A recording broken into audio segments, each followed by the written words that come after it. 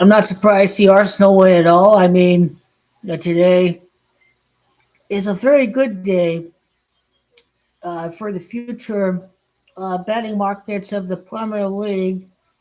So it is.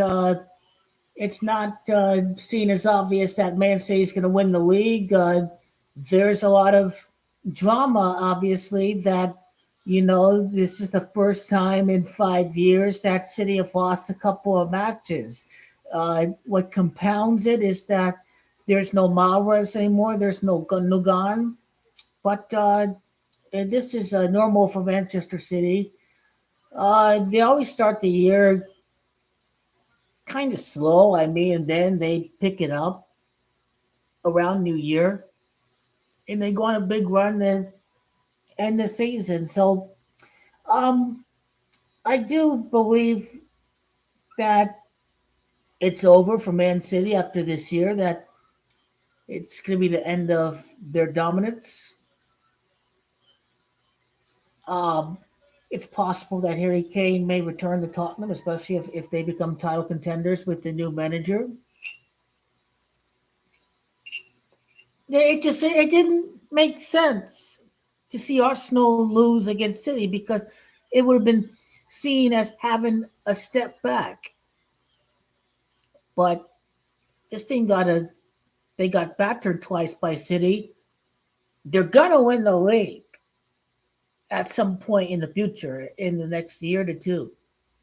So they had to win to show that progress is made, that they're getting closer to winning the league, even if it doesn't happen this year. That it's bound to happen by next year. Obviously, there's no Rodri and Kevin De Bruyne. There's no Saki, but uh, obviously the midfield was a little bit. It was missing. They were a little bit short manned in the midfield.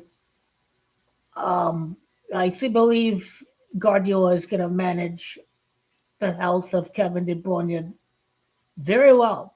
Be very conservative, I think, in the Champions League group stages, and I believe the Premier League in the Champions League are always going to be more important than the Carabao Cup and the FA Cup. The FA Cup would just be an added on bonus.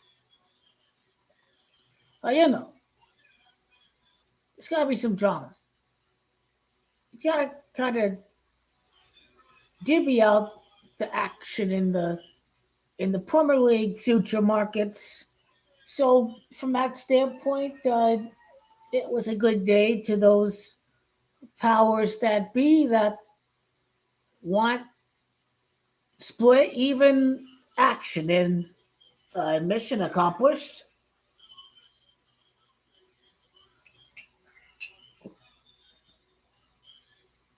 Hey, there always is a chance that City are going to slip away, but I think Pep Guardiola is going to leave by next year. I believe that even if they win the Premier League and the Champions League, that it's bound to end for Manchester City. There would be no more to prove for Pep Guardiola if he were to win without Mahrez, without Gundogan, replacing these guys and still continuing the brilliance of Manchester City. The elite are really big with the number six, so in my view, just like the 6-0 win over Watford in the FA Cup final, Man City is bound to win a sixth Premier League title with Pep Guardiola. Six titles in 8 years, also, that'd be 8 years, six titles. Just like Haaland scoring 86 goals for Borussia Dortmund. I think it just lines up for 8 seasons and six Premier League titles. Also, championship is Gamachev 68. Yeah, Brazil are going to absolutely win the World Cup because Neymar, his time is coming. And Brazil always do well in the Americas. And if they want to make it obvious, then you have the World Cup hosted at the final hosted at MetLife, which is right across the street from the old Giants Stadium. Pele played his last match at the Giants Stadium, a friendly between the New York Cosmos and his Brazilian club Santos. So I believe right across the street from Pele's last match that Brazil are going to win the World Cup. Also, New York City benefits from its well organized, efficient, metropolitan, uh, the proper infrastructure to carry fans in and out between New York City and New Jersey. I believe there will not be that much chaos over at New York City, that it is well fit to host an event of this magnitude.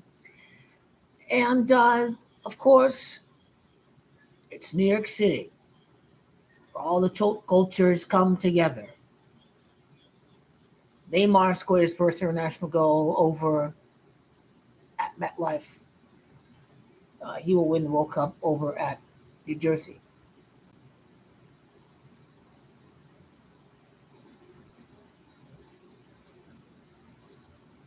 And so, eight finals, six victories for Brazil after Argentina win their first World Cup since 1986 as defending champion. As defending champion. So, you know, Brazil, when the announcement comes that New York will host the final, even if Dallas hosts the final, I'm not going to change my mind. I'm not going to change my mind.